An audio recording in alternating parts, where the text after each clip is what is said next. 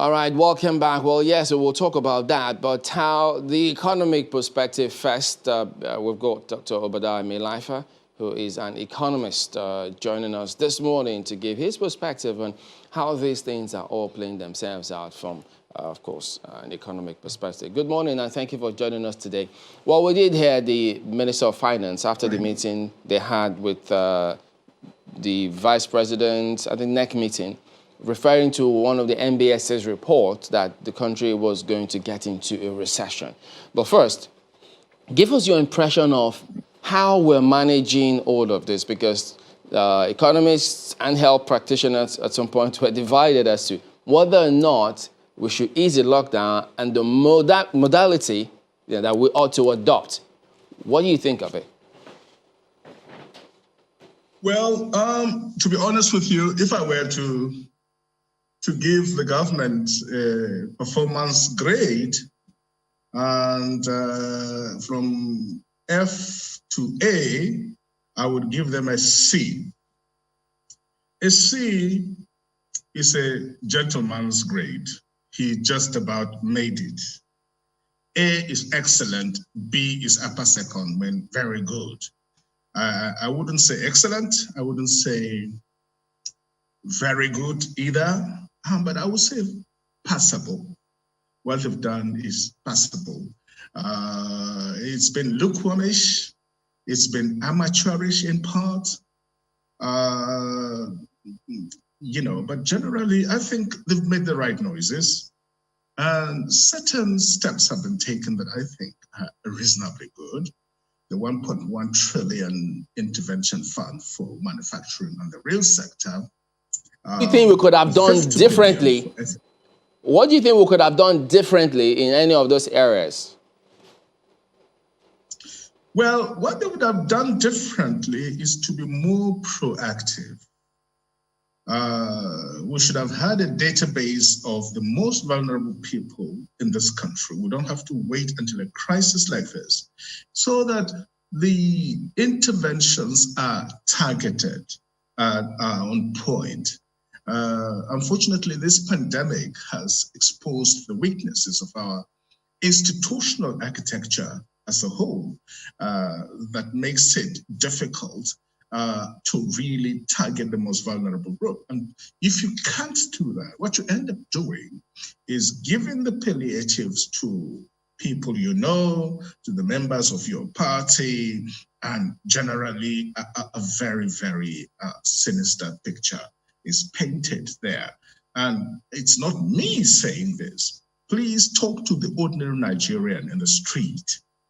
Eventually, we heard, I think she said, the minister said that the governors are now in charge of distributing some of those measures. So in that case, can you say the same thing? Government is government. Government is government, whether federal, state, or local. When I refer to government, I'm referring to government as an institution. We've heard some interesting noises from Cross River, where Governor Ayade has been all out in the streets, has canceled some taxes, petty taxes on the harassment of farmers and petty women traders for tax collection and so on. I think these are very welcome gestures. He's also declared that, thousands of youths will be employed in public works schemes. I think the federal government ought to also develop a scheme like that in a time of crisis, going back to the Great Depression of the time of Franklin Delano Roosevelt in the United States. A wise government that cares about its people, and especially about its youth in a time of crisis, would do programs of this kind in order to get thousands, if not millions of youths back to work, put at least some amount of money, consumer demand in their pockets, thereby boosting aggregate demand, which in turn will boost growth and long-term sustainable development. So I think we need to do more, much, much more than we are doing at present. And I am not saying the boldness of leadership, I'm not saying the vision, I'm not saying passion, This is not what I'm saying. And I would like to see more and more of that so that Nigerians will know that we're in this together. Unfortunately, even in some states, for example, Kaduna State, I'm told that the palliatives are just shared according to where you live, according to your religion, according to your tribe, and according to your political affiliation. What a shame. What a shame that such a thing can happen. In a time like this, all children are my children. Anybody that is sick is my relation. Anybody that suffers belongs to me. And as a leader, I must reach out to everybody, regardless of how they pray, regardless of how they speak, and regardless of their level of income. This is the time to bring our people back together, not to divide them. No, when you say that palliatives are shared along religious, ethnic, and what have you lines, where have those things happened? Where did you hear that those happened? In some states, in some regions, particularly I have anecdotal evidence of Kaduna State. One or two people, including pastors, have called me to lament and even shed tears that this is what is happening. So please don't belittle what I'm saying. It is a very important statement. It is a very responsible statement, and I stand by my words. You have always said, you know what, the social and economic consequences of this pandemic far outweigh the epidemiological effects. And, you know, it goes back to that first question, when it would appear as though you tilt towards, you know, finding an economic way out of this. Maybe we shouldn't go the way of a lockdown. Open up and ensure that businesses, you know, keep working. So in that way, when you look at governments now across all levels, how do you think that should influence their decisions moving forward? To be honest with you, even the professors of medicine, the greatest public health experts in the world, including WHO, we are all groping in the dark. Number one, this disease is new. That is why it is called novel coronavirus, alias COVID-19. We don't know whether it is an artificially made, manufactured biological weapon, or it is a freak of nature. Nobody truly knows. Nobody knows whether the people can develop an immune system to it. Nobody knows. Nobody knows whether it's going to be recurring, whether it's going to be seasonal, whether it's going to eventually just disappear the way it came, or whether it will become a permanent fixture of the human condition as we know it. One thing we know for sure, the world will never be the same. The economic impact is far bigger than the epidemiological impact. In Nigeria, just basically around 200 people have died from it. How many people during this time have died from HIV, have died from the common cold, have died from malaria? Far more. And in fact, what is more frightening is that more people have died from the lockdown. Thousands more have died from the lockdown through suicide, through hunger, through fear, anxiety, depression. A lot has happened this period. So I would say, look, this is the time to begin to end the lockdown. On condition, and we must behave very responsibly, on condition that certain measures are enforced continually and to see the back of this demon. First of all, forcible wear of masks in public.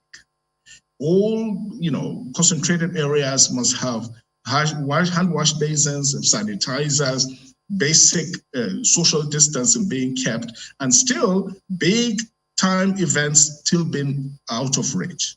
Now, some states have declared that for the next 2 weeks, churches and mosques will be open. I think it's a very nonsensical thing. It is very dangerous. Either you release it for now, or you say, look, you are suspending the lockdown, but enforce that rule that no gathering. And we need to keep that in place, not open it for contingency reasons. It is sentimental, it is irresponsible, and we have to work and think better than we're doing.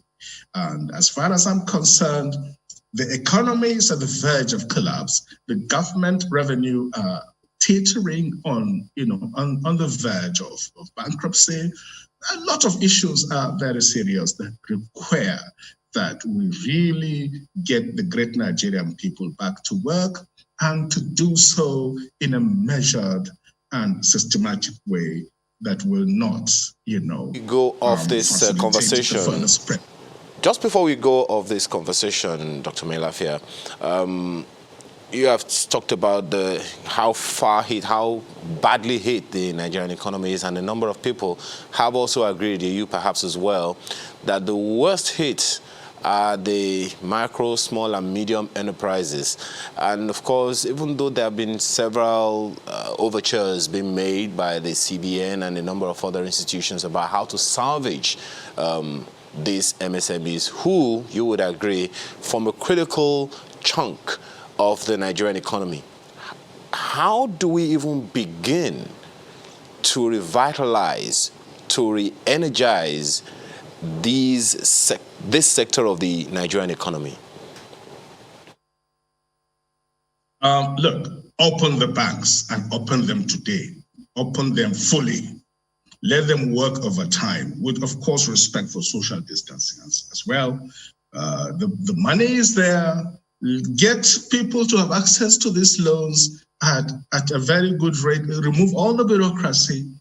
Get people to have money to restart their businesses, and be very relaxed about some of the banking restrictions that you put on credit.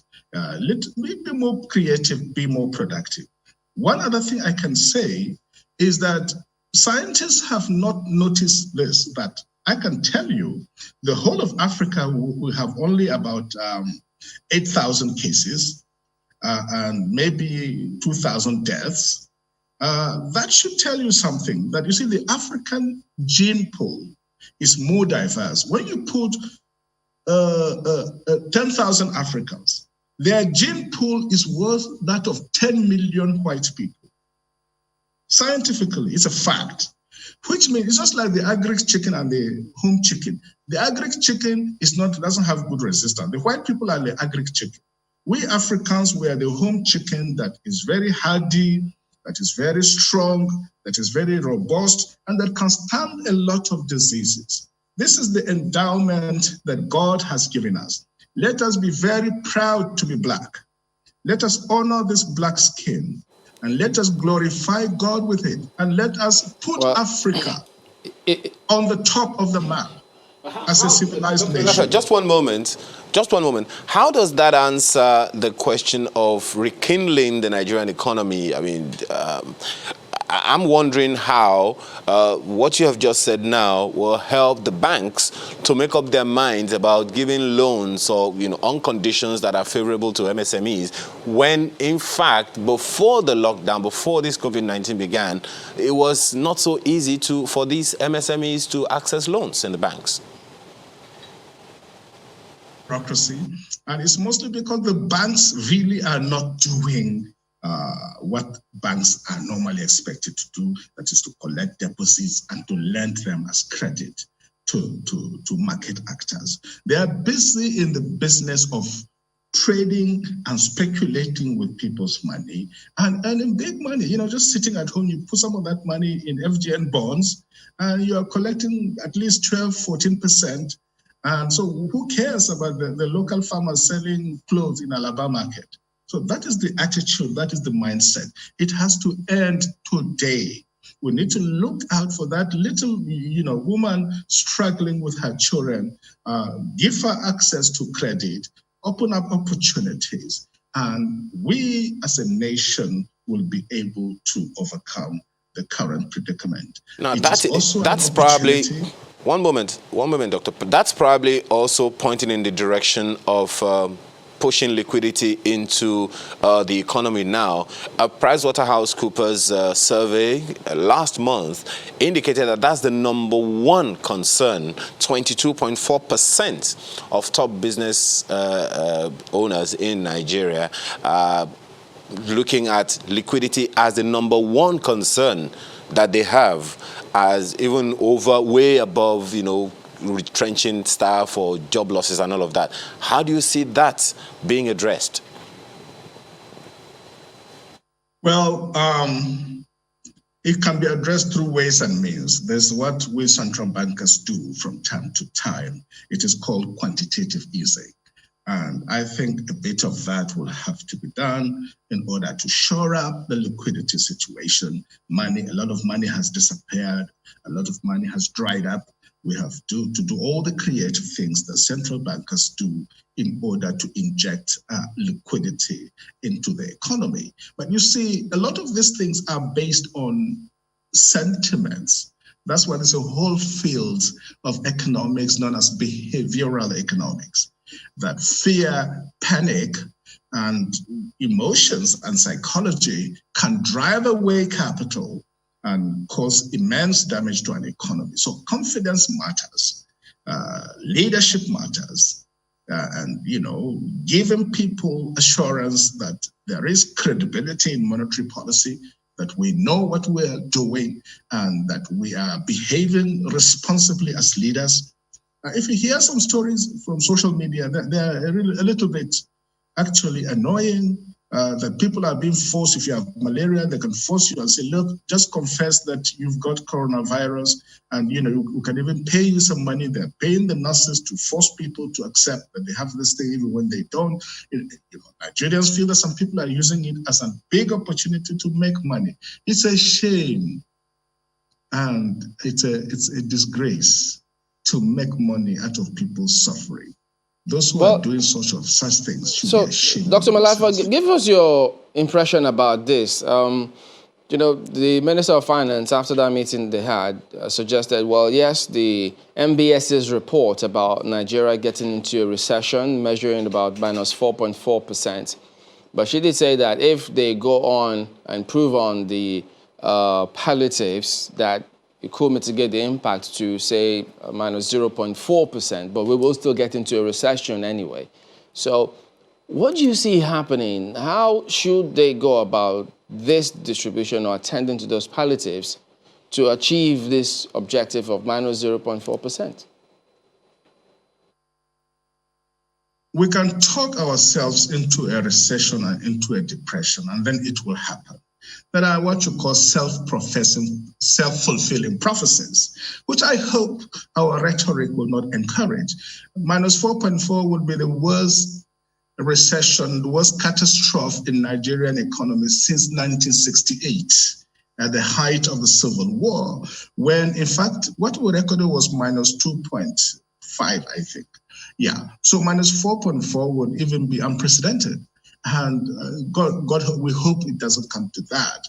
But we can talk ourselves into a recession. We can behave ourselves into a recession when we show creativity, when we show boldness, when we show leadership, when we stand up to be counted, and we stand with the people in their struggle for a better life.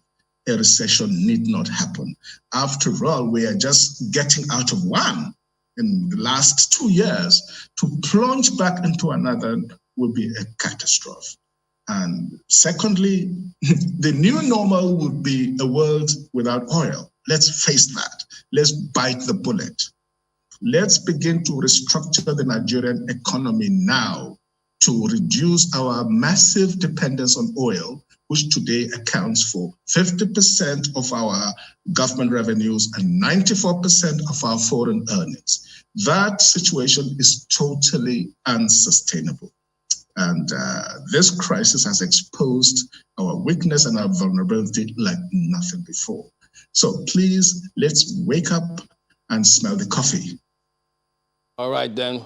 Good place to let it go. We do appreciate your thoughts this morning, Dr. Obadiah Mailafia, an economist. Thank you very much indeed.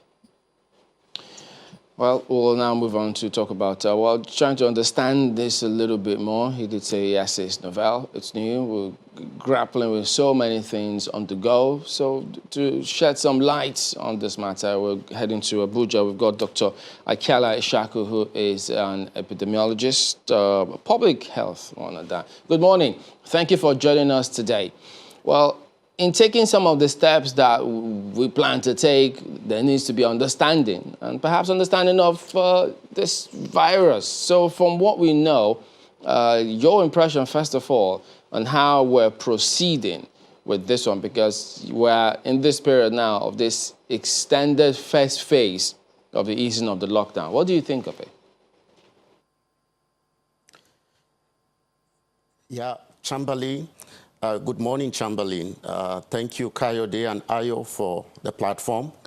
I want to say that going by what Dr. Obed Malafia have said, if I am to grade the national response in terms of performance, in a scale of 1 to 10, I will give it 0.5.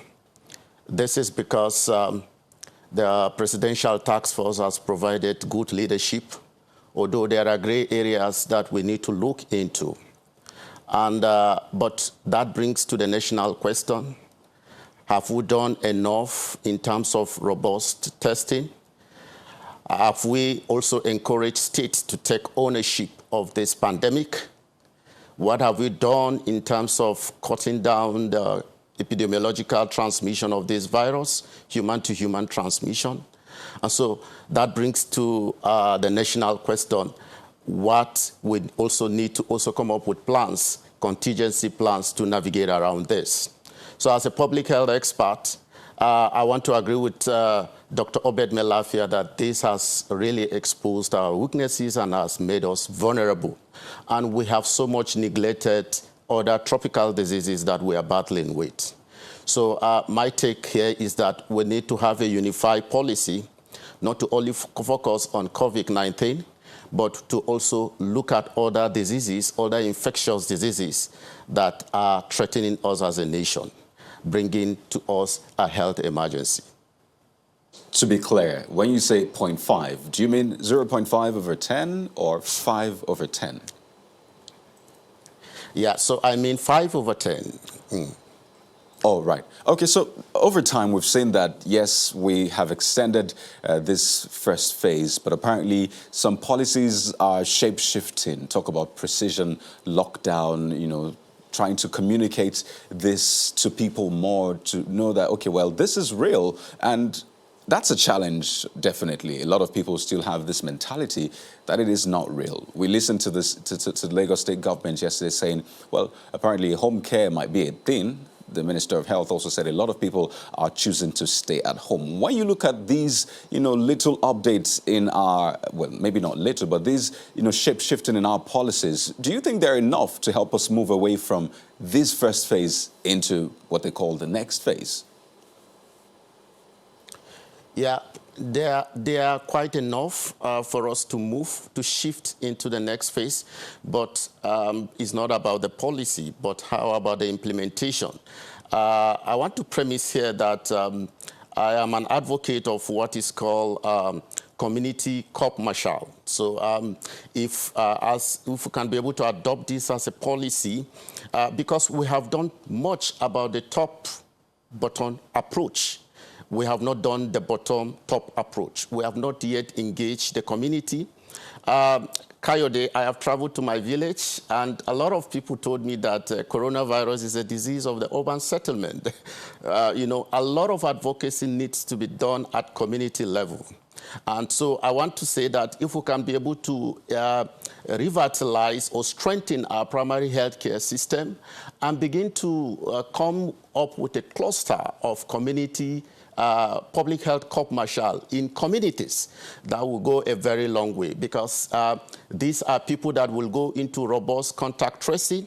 There are also people that are used to communities. They can be able to do a lot of contact tracing and begin to do a lot of case dictation and then begin to report, and then we begin to enhance our robust surveillance system. So I want to say that, yeah, the policy, if well implemented, can be able to take us into the next phase. But in doing that, we need to also come up with a lot of contingency plans and contingency measures that will also help these policies to be well implemented.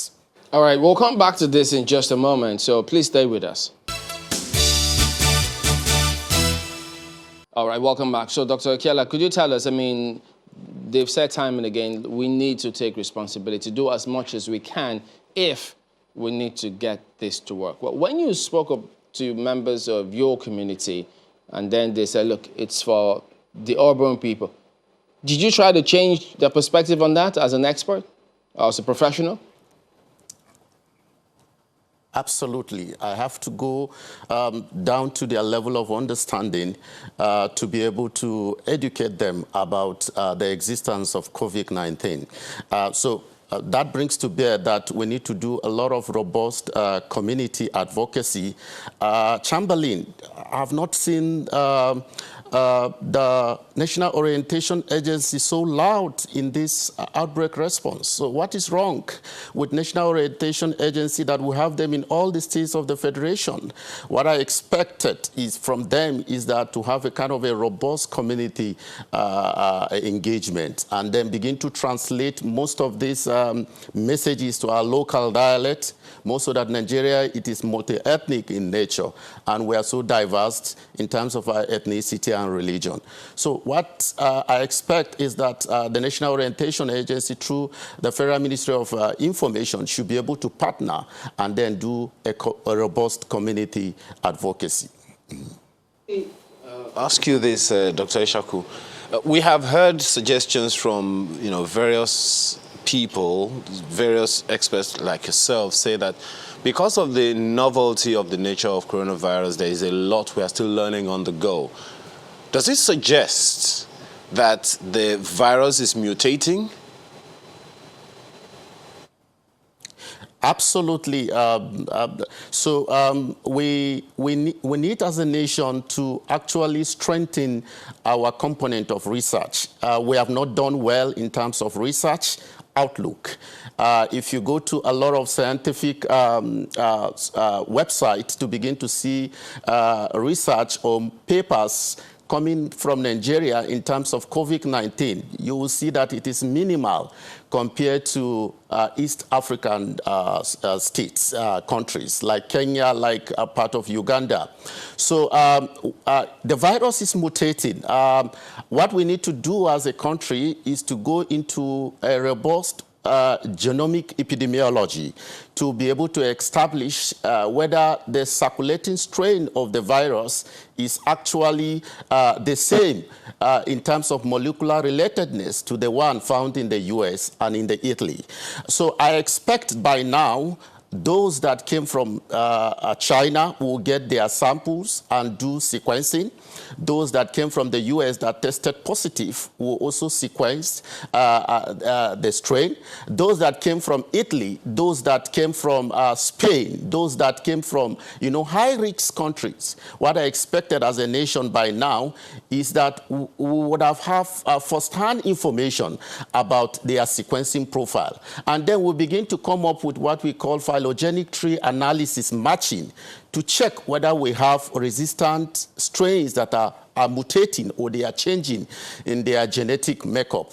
But still up to now, I am yet to see this. Although I want to commend the Presidential Task Force for setting up the Technical Working Committee, which I know that they are looking into that. But, man, Chamberlain, this is 90 days already, close to 90 days into this outbreak response. So what we expected is that we would have gotten some epidemiological policy statements coming out that these are the circulating strains, these are the strains that have recombinated with the strains that are circulating in Nigeria.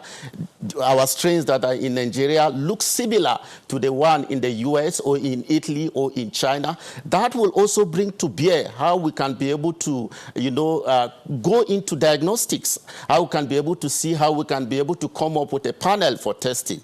Nigeria is so endowed with human resources that it does not take a rocket science to do most of these things.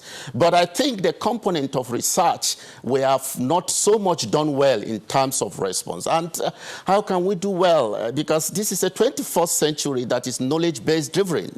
You convert knowledge into products. By now, if we have the sequence of the circulating virus in Nigeria, we should be able to produce what are called primers, kits, for the testing of this virus. And then the cost of testing would have dropped dropped significantly. So a number of issues that you raised there, but just before we follow up on that, but hopefully don't lose your train of thought, you did speak about the NOA. Now, have a listen to this. The lockdown was initially effective, but subsequently it waned in efficacy, especially in cities where enforcement measures were concentrated.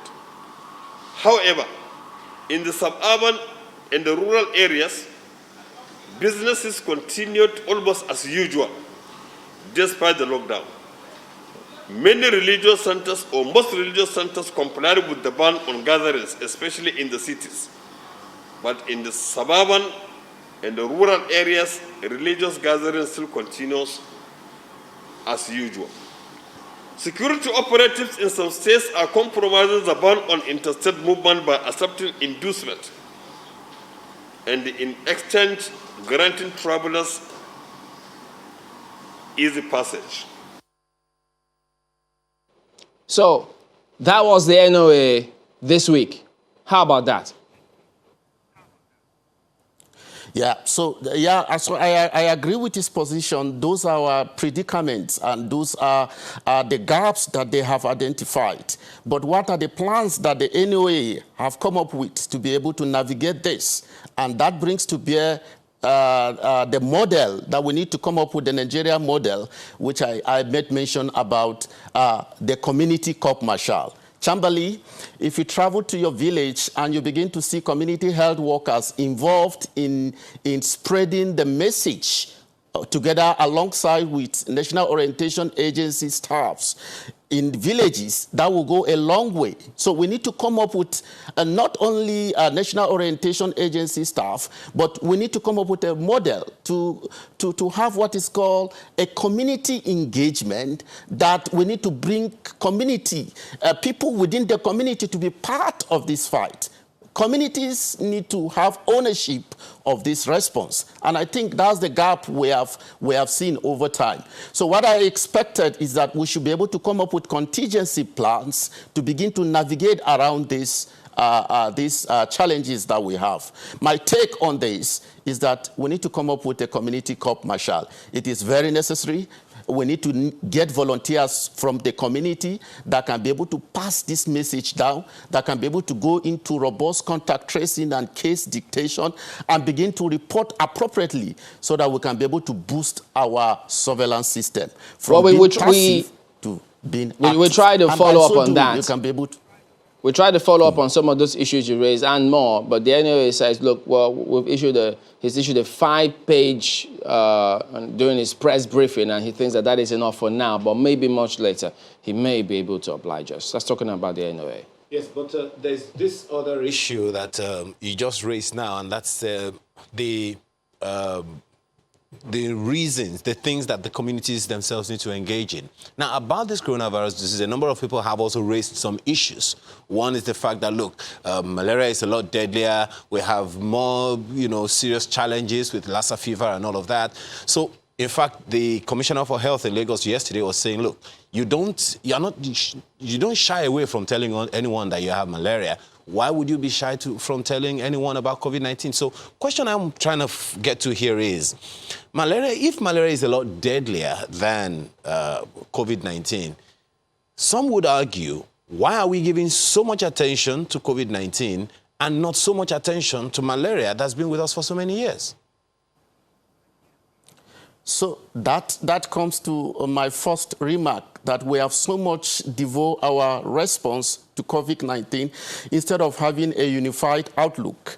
Kayode Ayo Chamberlain, we are going to, I have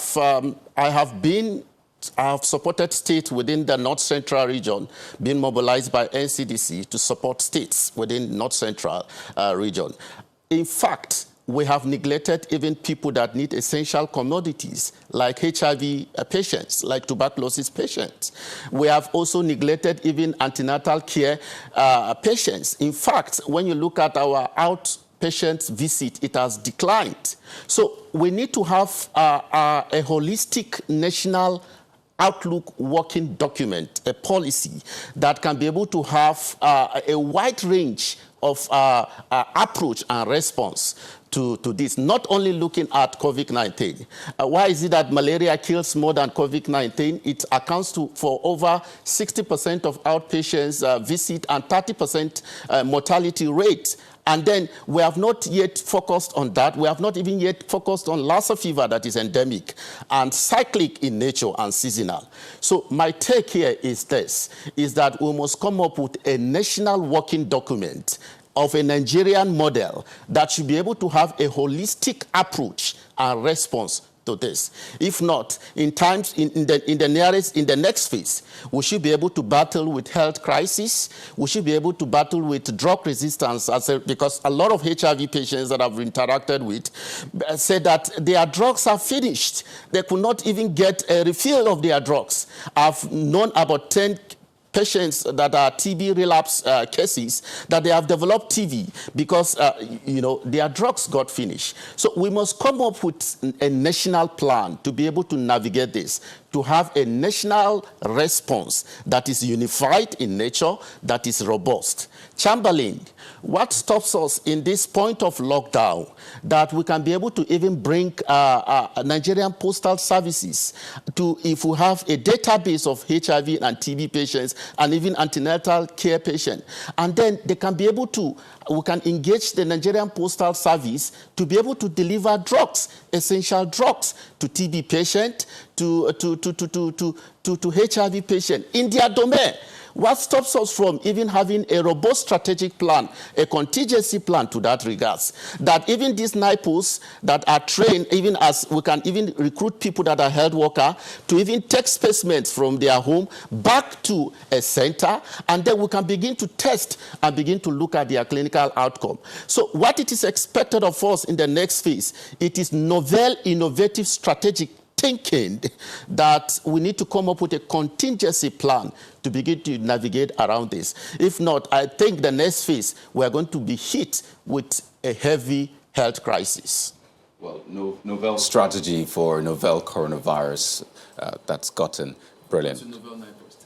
Well, but you also talked about the sequencing of the DNA. I recall that we published that just less than 2 weeks after the first case was discovered in the country. And, about the national approach also, you see what states are doing. But there's a national approach, but states seem to be doing what works best for them. So it brings a lot of question around whether or not this will be national and, just one approach enough. But on a final note, we could talk about this all day. But on a final note, do you see anything holding us back from navigating on to the next phase and opening up such that we don't record some of these issues which you have talked about? Is there anything that can hold us back?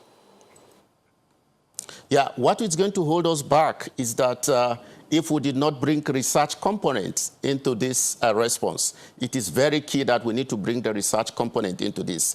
Ayo Kayode, do you know that the sequence that we publish is for just an index case, just the index case from Italy? How about people that came from the United States that tested positive? How about people that came from the United Kingdom and tested positive? The sequence of the virus might not be the same due to our climatic nature, so they should have undergone some certain level of mutation. What I expected from us as a country is that by now, NAFDAC would have given license to NIPRIT to start doing clinical trials of certain indigenous drugs or certain indigenous treatment regimens that we have as a country. So we need to look into this. If we do not support and push more in the aspect of research that are policy-driven, we cannot be able to make a headway in the next phase. So we need health economics to tell us how we are spending our money.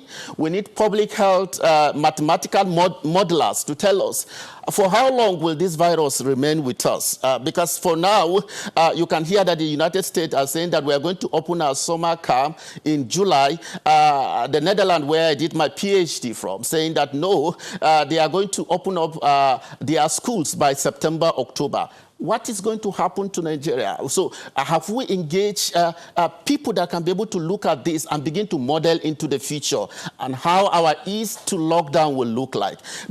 Have we engaged people that are going to also come up with economic model? And that's what Dr. Obed Melafia is saying. So we need economic model to be able to push for this. Chamberlain, enough of copy and paste model from the United States of America, from the United Kingdom, and from part of Europe. We need the Nigerian model.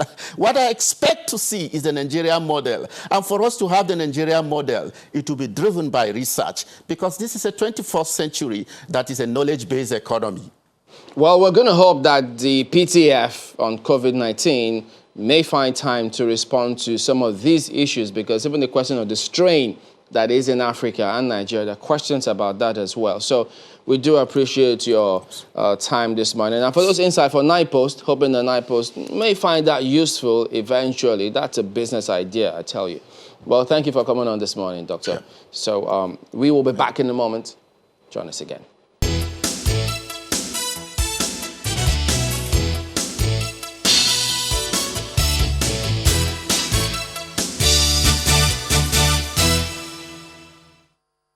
All right. So in spite of all that's been said, what about a framework, legal framework, from a lawmaking perspective?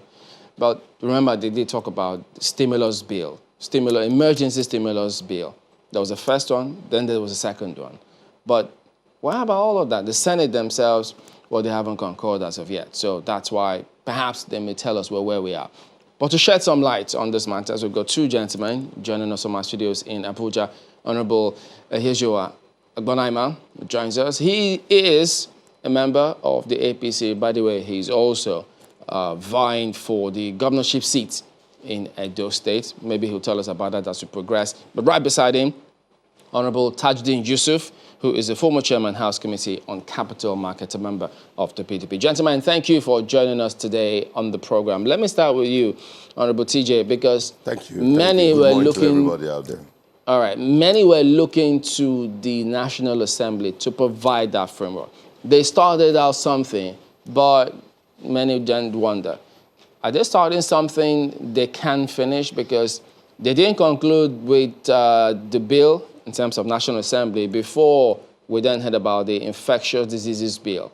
Doesn't this suggest that we're not getting the kind of response and direction from the National Assembly as people expect? I don't want to agree to that. Lawmaking takes process. The essence of the process is to deliberately allow people ventilate different opinions. Yes, we're in an emergency situation, but if we do not deliberately allow opinions that are contrary to yours to be heard, so that you have an input and come out with a legal framework that will last, that will pass the test of time. However, despite that, the president came out with certain stimulus packages in line with the proposed bill already. There's this 50% tax rebate that should help companies and businesses to defer or not to pay 50% of their tax in this particular year and within this period, so as to help them put back such resources to revitalize their business. There's the defer on mortgage. Maybe you have a mortgage responsibility to pay to Fair Mortgage Bank for this month. It has been deferred for 6 months. So, yes, there's need to have a legal framework. However, those who crafted our constitution give certain latitude to the executive to take certain initiative, which I believe is being taken. And the CBN is packaging a lot of stimulus. I have a conviction that if these are genuinely and deliberately had followed up, it will help in some ways. Yes, we have a major inhibitants to getting this thing done effectively. Lack of data, like the CBN stimulus. Do you have data of businesses that are affected mostly? That is the unregistered, the artisans, the painters, I don't remember artisans, those who earn their living on daily engagement, the taxi drivers and what have you. Unfortunately, we don't have that data. And that is why a lot of this is not capturing our GDP. Okay, let me quickly bring in Honorable EJ, because we need to go to break soon, but we'll be back. Honorable EJ, so give us your impression. How is that turning out? Well, let me say that I want to appreciate my brother, what he said, that the stimulus package being proposed by the central bank, by the governor of central bank, is a welcome development. And if all these are put in place, like you rightly said, that 50% of those various companies that are supposed to pay taxes, at least there should be kind of a rebate. That is another way to help, the local businessmen and women. But I want to appeal to the government to do more than that, because we have a lot of Nigerians who are doing businesses today, just like any other part of the world. I live in America for many years, but if you even see what is happening in other part of the world, how they're able to give, concerns and helping those various companies, using the banks to assist them, because, this problem we are facing was not created by the government of Nigeria. It wasn't created by Mr. President Buhari. Honorable EJ, or my colleagues here. No, pardon me, but we'll come back to this. But we'll come back to this in just a moment and examine what governments at all levels are doing and what could they do differently. Stay with us.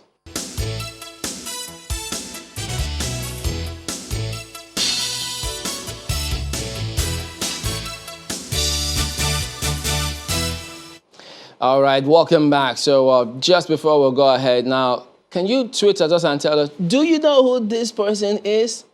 Well, if you get the answer, Kaide and Ayo say they've got something for you. So just go online, tweet at Sunrise Daily Now or any one of us. So we'll talk about that. Who's that sponsor? Oh, he's seated right here. So they have something for you. So just start tweeting now. They've got something coming. But let's get back to the gentleman in Abuja. Well, Honorable EJ, you were talking about some measures, but could you just add to that? Because, there's so many who think they haven't seen the kind of direction that they would have loved to see. In fact, some of the previous guests called the government 5. That's a C, a gentleman's grade, in terms of how they're providing leadership and handling this COVID-19 at the moment. Do you agree with them?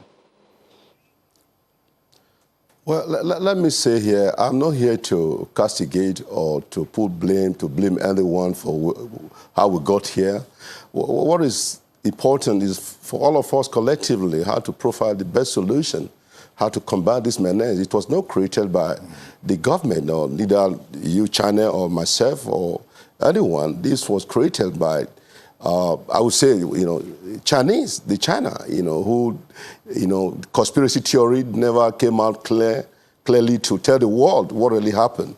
So, nobody is pointing finger at them, but rather, I want to say, please, I want to appeal to Nigerians.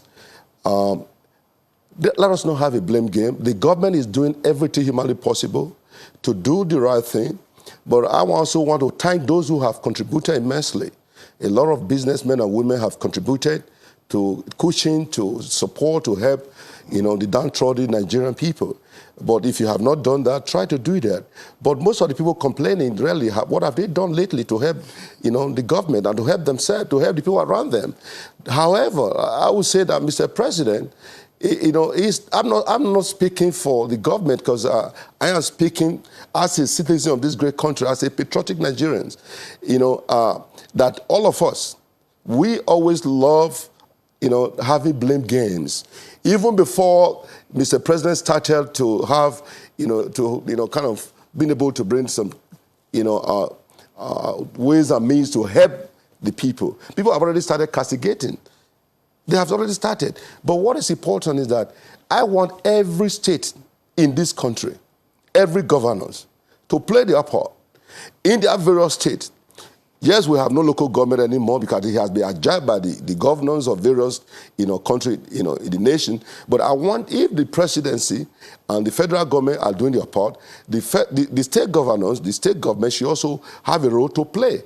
Everybody have a role to play. All right, let me bring in Honorable TJ on this matter so that we can let it go back and forth. So, Honorable TJ, having listened to that, does that sit with you? No. The government has a responsibility. I agree that the CBN stimulus policy is good. However, the palliative that is being provided does not get to the people. The figures being chunked out.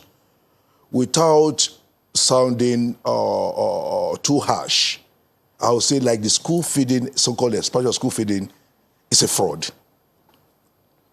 I am aware that data are being collated in schools to justify the spending. I am aware in FCT, I have record of schools who have not benefited from school feeding, and they're taking names of their pupils to be imputed. Can you prove to our viewers? I say I am aware. Speculation. I say I it's have. Not just aware. I'm not. I'm not the details. I have the details. Not just these I are have the problem details. we are facing in this country. I have the details not of the what fact on that social media. I or say fake news. Can you tell Nigerians? Not just I'm aware. Let us see what you have, the data that you have. I know that schools in FCT in the last 3 weeks. Can you tell us the name of the school?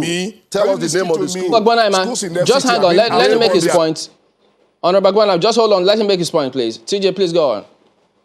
Collated. I live in Abuja for the past 20 years. I have access to information about this city, and I'm aware of that. 2, you have 13 billion to spend on school feeding. Let me speak for my constituency. But, okay, go ahead. When it was done briefly, the quality of food that get to that school, you cry. You now start from the 14th of May now. You have 13 billion that if 12.5 kg of rice, a 12.5 kg of beans, something of oil. I took my time to look to it. Okay, so when you say Kano, Lagos, Ogun, if I could ask you this, when you say you are aware of those names being collated, is that the same thing as you do have that detail or those data authentically? Thank you. Yes, I have the fact that teachers were called back to school 3 weeks ago to bring their register. And those names were collated. And that is what, let me tell you something. About 2 weeks ago, they claimed that they will subject the list to EFCC probe to justify that the records are genuine. Those were the data has been collated because there was outcry from parents and what have you. And what we are saying is, for this period of COVID-19, do, like he said, other responsible government do what they're doing in other parts of the world. Get this thing direct to the people. Let even, if it's even symbolic, let every household, or we live in the community, we live in one face you community setting in Nigeria. Let a building get like 50 kg of rice. Just a minute. Come from the government. You'll talk more on that, hopefully. But Honorable EJ, haven't heard that. If it turns out that he's got those details authentically, what do we do from there? Let me just tell you, my dear brother, Nigerians, we are always good at, making up a statement or issue or making rumors. If you have to buttress your point, with all due respect, my brother, Honorable TJ is my very good friend, but I differ from him in this aspect because the truth of the matter is that you have information. I've just asked him, can you give us full details, the name of the school? Not just saying, and because when you go on social media today, the blackmail, the fake news, and we are not doing this to help this nation. Are you saying we are doing it to hurt this nation? Can I ask you a question? Are you saying that the palliative have got to the people? Let me tell you something. Your constituency, are people getting... hold on. I just made a statement just now. You said the governors have, they don't have to. The governors? Listen. The governors have to. Yeah, you did. Yes, let me tell you. We have federal government, and we have state government, and we have local government. If the federal government are doing their part, and the state government are doing their part, we don't have problem. But we don't leave the burden of the whole country on the federal government. Mr. President. Honorable EJ, let me just say here, well, first of all, look, he asked you a question. Did the palliatives get to your constituency? There is nowhere in the world where federation unit gather every month to share money. Tell me one federation in the world where it is done. So because you have a novel approach in Nigeria, you have this kind of skilled approach. But even as they share money, the money that... Honorable Tajudeen Yusuf, Just hang on. I like Honorable E.J. Agbanama to respond to your question. You did ask him, did the palliatives get to Honorable Agbanama's constituency? Constituency? Well, I must tell you the truth. I cannot sit down here authoritatively and say that everybody got it. Like he said a while ago that we don't have data. We don't have no data system here to ascertain. Even though those voters, card that belongs to each individual, each Nigerian, will be able to use it to help, to coaching. And I also want to say this, without fear or favor, there's a need for us to involve or include the traditional institution, the traditional rulers, because I would have said the local government. The local government have been hijacked by the state governors. If Mr. President Buhari have hijacked the state governors or state fund, we will not get to where we are. Right. It's important, yes, you mentioned traditional rulers. I mean, we've talked about getting the community involved. But just to be clear, yes, you might not have data, but do you know anyone or group of people that have gotten the palliatives in your constituency? Of course. Yes, of course. There are a lot of people that have gotten. Not everybody have gotten. Some number of people have gotten. But what I'm saying is this. Listen, every problem in this country is created by even we Nigerians because we have always refused to remember yesterday. If you don't know where you are coming from, you will never know where you are going. The money that was meant for us to solve the problem of this nation, somebody stole it yesterday. Somebody took it yesterday. And nobody's talking about that. Nobody's talking about billions and billions of dollars that went to global destination to the detriment of all Nigerians. But we're not talking about, how did we get here? President Buhari have not done this. Yeah. Because the blame game goes to him. What about the state governors? Hold on. What about the state governors across the 36 states, including FCT? What have they done lately to coaching, to help the downtrodden in their various states? Rather than just put the figure on Mr. President Buhari. You are just doing exactly what you said we Nigeria should not be doing. You say, why are we not blaming the previous administration? Okay, why are we not blaming them? Is that no government has borrowed like this government in the history of Nigeria.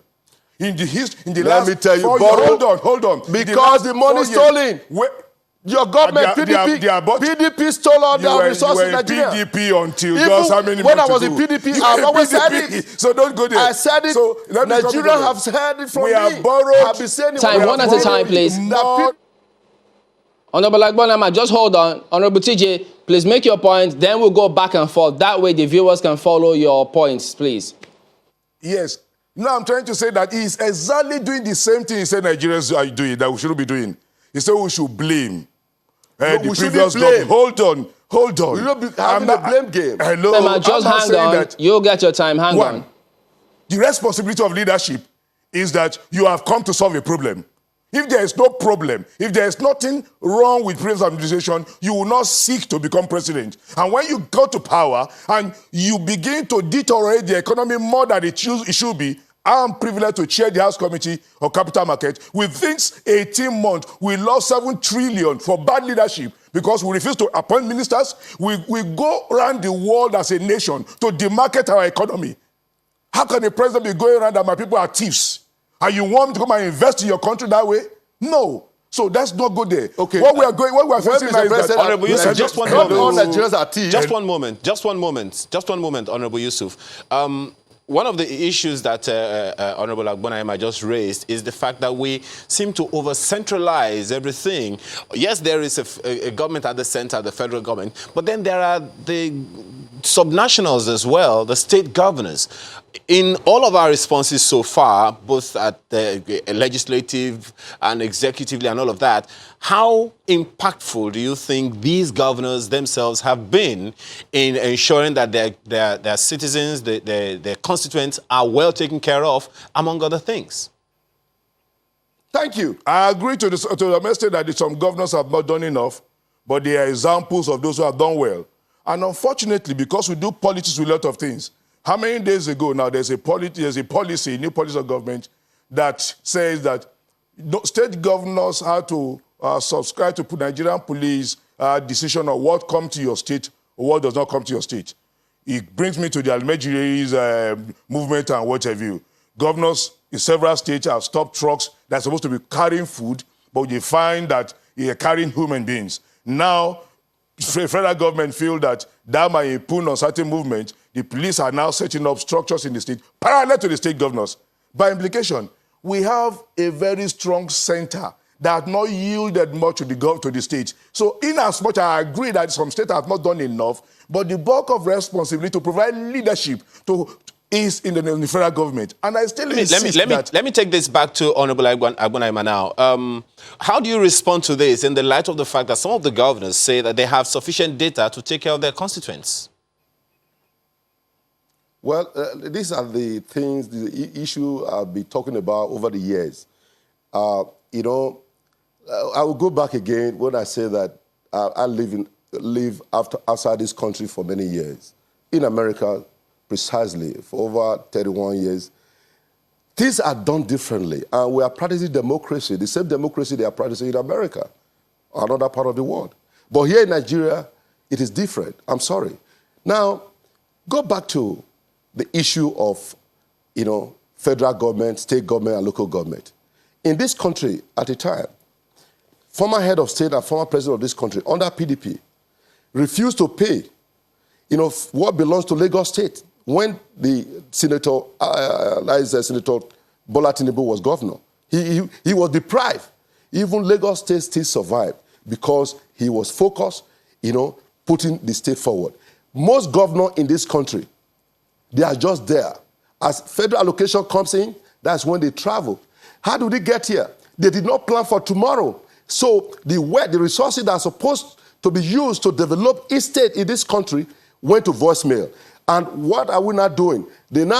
Some of them now connive, always try to blame the center, blaming the federal so that people can take, that is the problem out of them, that no, the states, they are okay, fine. Let's put everything on top of the federal government, that is the president, that the president is to be blamed. No.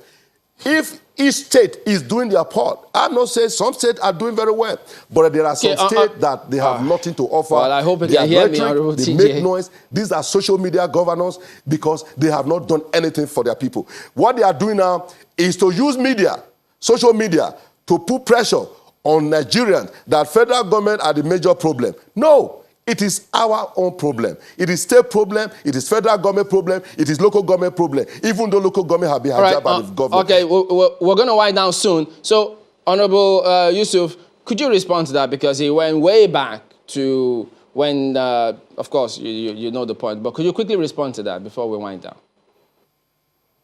I didn't get you.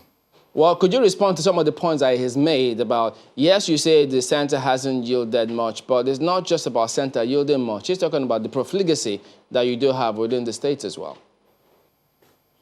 I will not stand here to defend the fact that those things are facts about states not taking responsibility in certain areas. But what I'm saying is that in the federal system that we operate, leadership is on the center. Who determines when the airport is closed?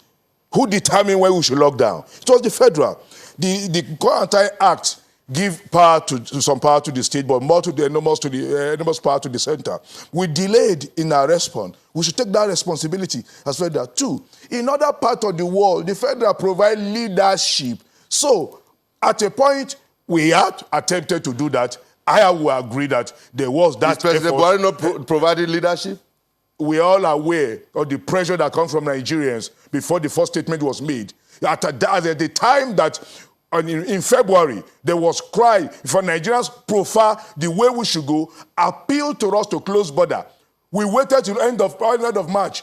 I am not in any way saying no matter that what he does, Hello, I am not saying in any way that COVID-19 is a common disease that we're used to. But what I'm saying is that leadership is you providing moment of leadership at the point of challenge and issues. And one moment of slack, one moment of delay can have a ripple effect. So I am saying that we should not abdicate the responsibility of federal government, nor that should we abdicate the responsibility of the state governors. I agree to that fact. But however, more of the responsibility lie with federal. The federal has the humongous access to resources, more than we can ever imagine. I'm still sitting here telling you that, tell me one federation unit all over the world, federal system, where you have our novel kind of federation. Canada is a federation. Canada has oil. Canada has multi-ethnic, multi-religion, multi-language, but they have a federal system that gives the state some measure of autonomy. They have oil. The federal does not give oil licenses. It is the state that gives. The federal tax that state more. That's what we're operating in the 50s and early 60s. Here's what we'll do. All right, we'll give both of you, we'll let you get in your closing thoughts when we come back in the moment. Stay with us. Welcome back. All right, gentlemen, please go ahead in 30 seconds or less and give us your concluding thoughts. Honorable Agbonaima, let me start with you. Well, thank you, our viewers. I want to say that Nigeria belongs to all of us. For us to get to the next level, it's going to require a collective effort of every Nigerians. You know, whether APC, whether you are PDP, Abga, Labour, look, we are all Nigerians, and let's do the right thing by praying for our country, our dear nation, pray for our leaders so that we can definitely get to the next level where Nigeria becomes to be among the leading nations. As you know, the ban on the campaign have not been lifted. I'm in the race for the governorship of Edo State, and I'm here to let the world know that today, Edo State will get to the promised land. Whatever is happening, God knows the best that Edo State have come to stay. And I believe and I pray that my brother, my very good friend, TJ, will support and do whatever I can. Let's hear him talk then. Okay, Honorable TJ. I agree that all of us must come together to work together. But there's responsibility on whoever is on the helms of affair right now. The corpse is on his table. So I call on the federal government, especially on the palliatives, to do more than it's doing right now. We have 774 local governments. Can we know what goes to each local government? Can we have a committee that involves traditional rural, like he said, and bring community leaders and will say, so and so go to this community. So we have empirical fact to come to check the fact that being doled out. The amount of money that is being mentioned is humongous. The 20,000 that is claimed to be transferred to less privileged and what have you, don't give it to me. But can I be involved to know those who get in my constituency? So I can stand here and defend this. All right, gentlemen. We'll anchor at that point. We do thank you, Honorable Tajuddin Yusuf, former Chairman, House Committee on Capital Market, and Honorable Ehiozowa Agbonaima, former member of the House of Reps, and as you know, he's trying to do something in Edo State. Gentlemen, thank you both for coming on today. Thank you for having us. Thank you. So we did ask you just a little question, before I went to break. Who's this? That was the question. Now look at the response that some of you have put forward. Now let's see some of them. It's quite interesting, the answers. Well, I'm not sure if we did expect it. Guys, what answers are you seeing? Let me just jump right into the responses we have right here. Someone says, let me just see, this one says, really? Kim Jong-un, of course. What? That's just playing around. But you see this one, Kelechi Mark says, this person on the mask is Chamberlain Uso. What? Another person in here, Callisto, says, the picture is say Mourinho. Another one says, do you know Drama King of Nigeria? Picture of Okeze Ikpeazu, governor of Abia State. I wonder why you're skipping the important ones. Take a look at this one. Ahmed Popo says, this is Ayo Makinde. Oh, really? Yeah, a lot of other people, I don't know actually. why I have not seen that one. Of course, you wouldn't see that. But apparently, it seems a lot of people agree that it's a governor. A lot of other people agree that it's Ayo Makinde. Some others point to Chamberlain. But thankfully, my name didn't come up. Take a look at that.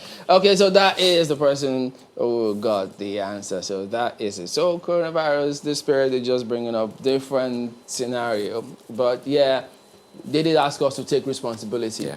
So that's one way that you get to see people keeping themselves safe.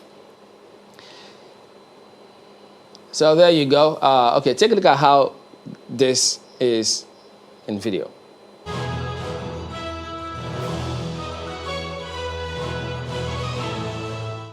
We will preserve and we will put to use at the appropriate time all these pieces of equipment that has been brought to us. So there you go. there you go. That is it. So just that person got it right. So your gift is coming up. So that's the show today. Thank you all for watching. We will see you next time. I'm Chamberlain Uso. Have a great weekend. Absolutely. I'm Kayode Okikiodu. I'm Ayo Makinde. Please do stay safe. That shield has no parts too, but thank you for watching. I'm Yusuf.